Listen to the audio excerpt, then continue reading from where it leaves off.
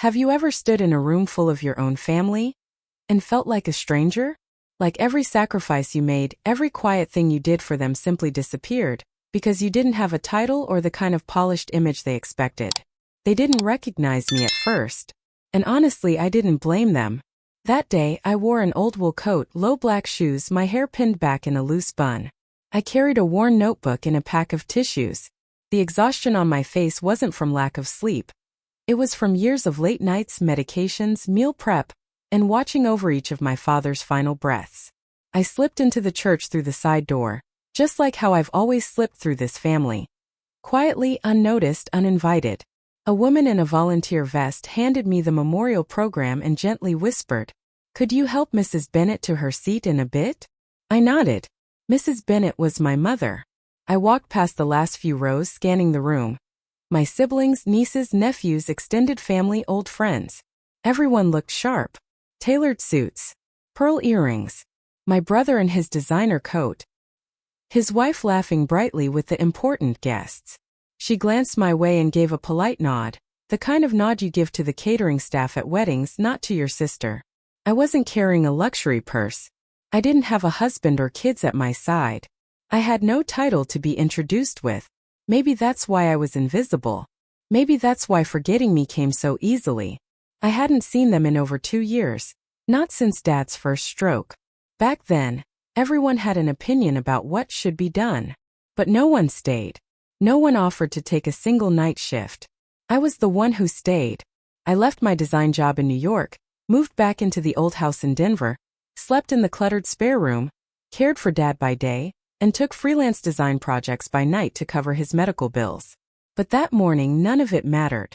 No one asked how I'd been. No one saved me a seat.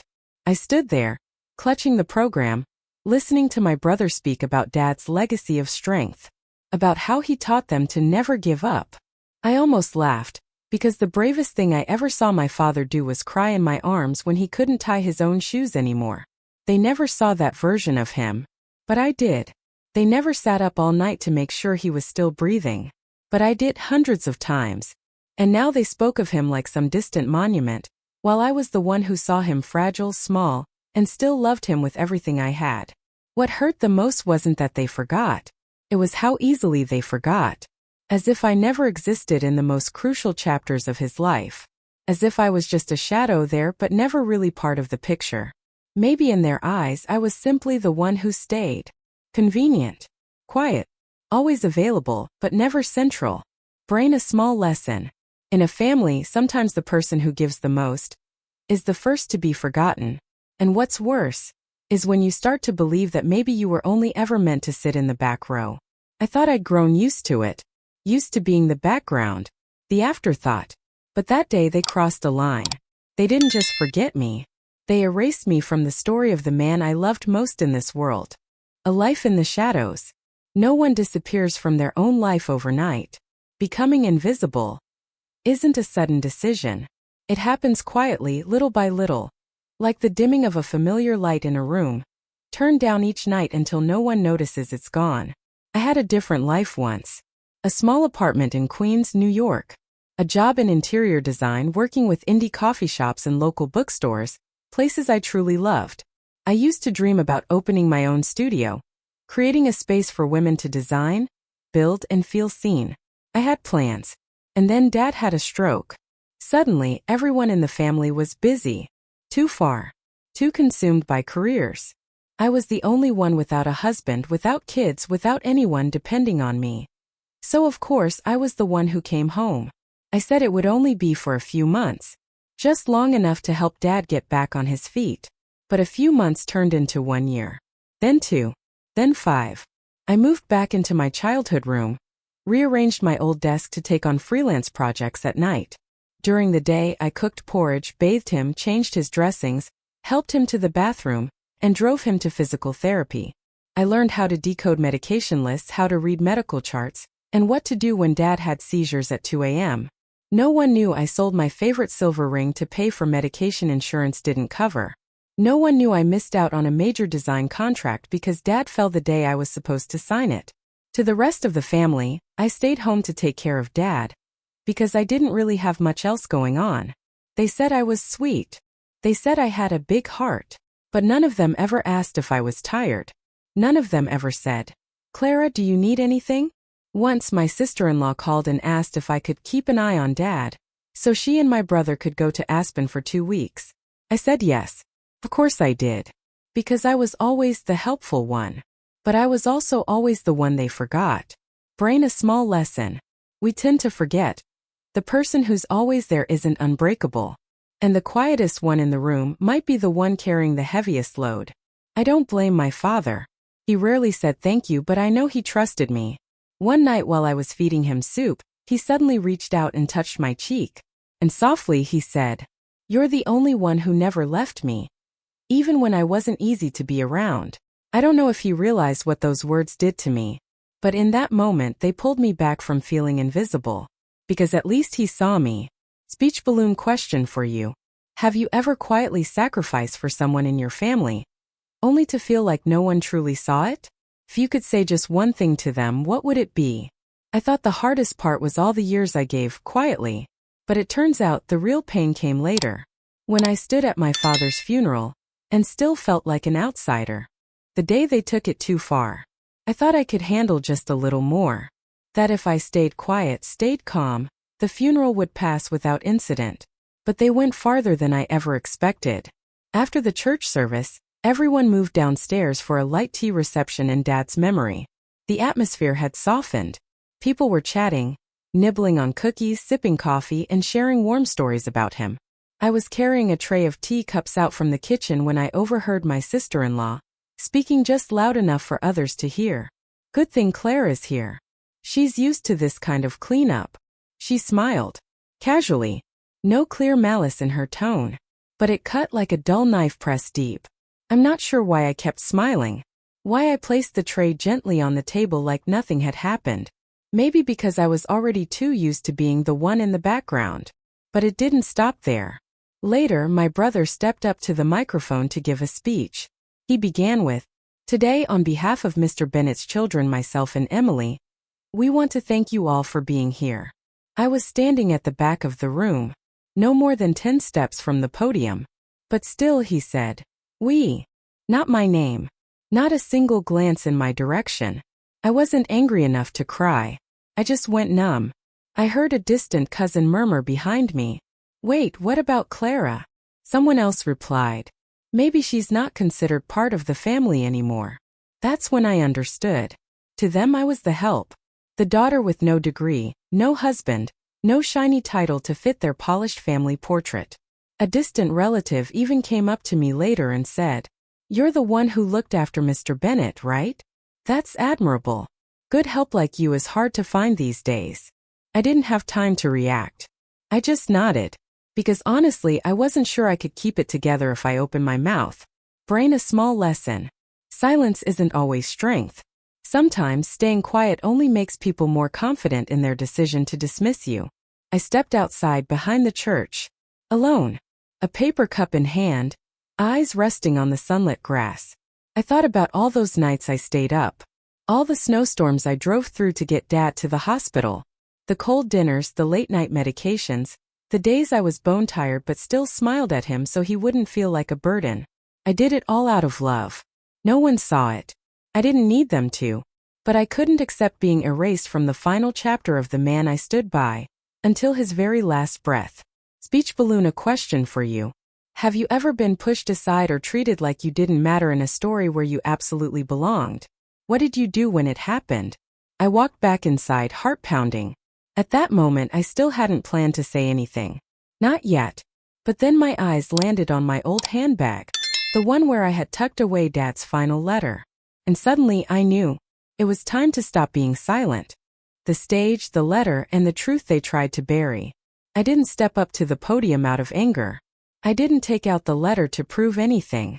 I just knew that if I stayed silent one more time, I might disappear forever from my own family's memory. The letter had been tucked inside my coat pocket all morning. Dad wrote it 6 months before he passed.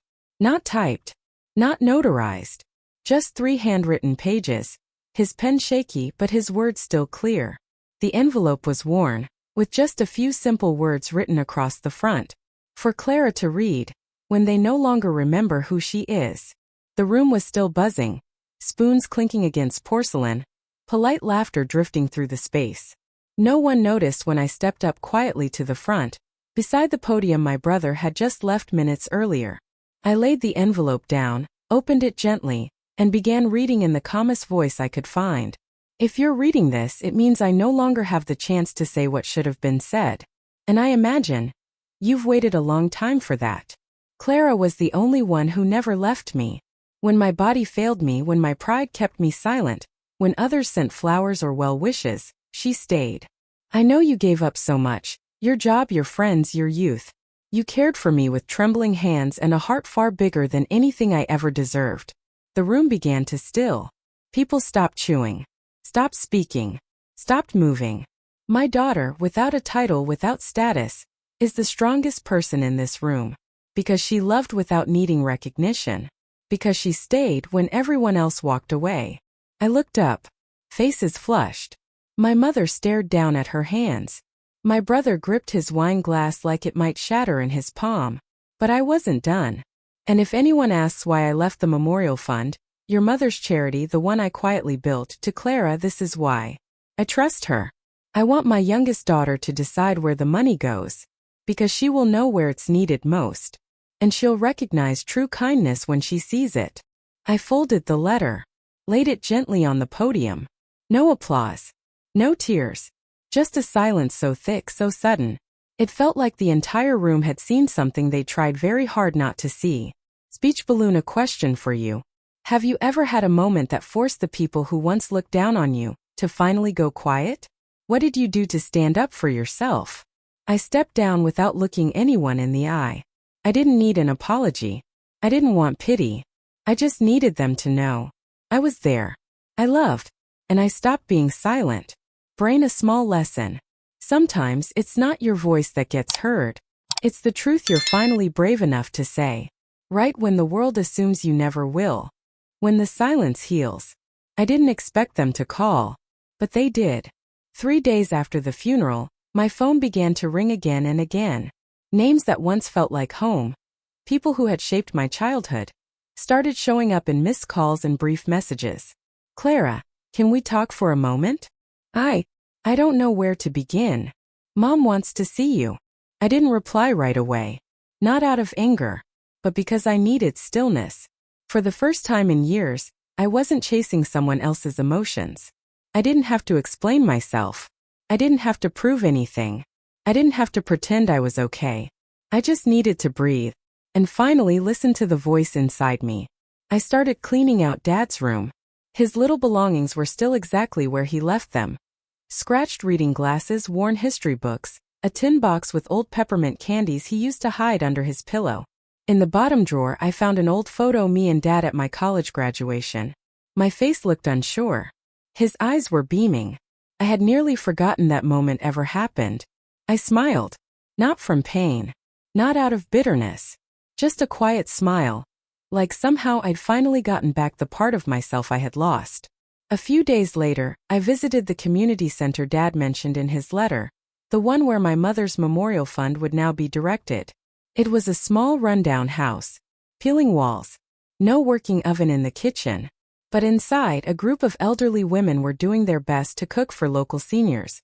With nothing but kindness and heart. One of them looked at me and said, "You must be Mr. Bennett's daughter.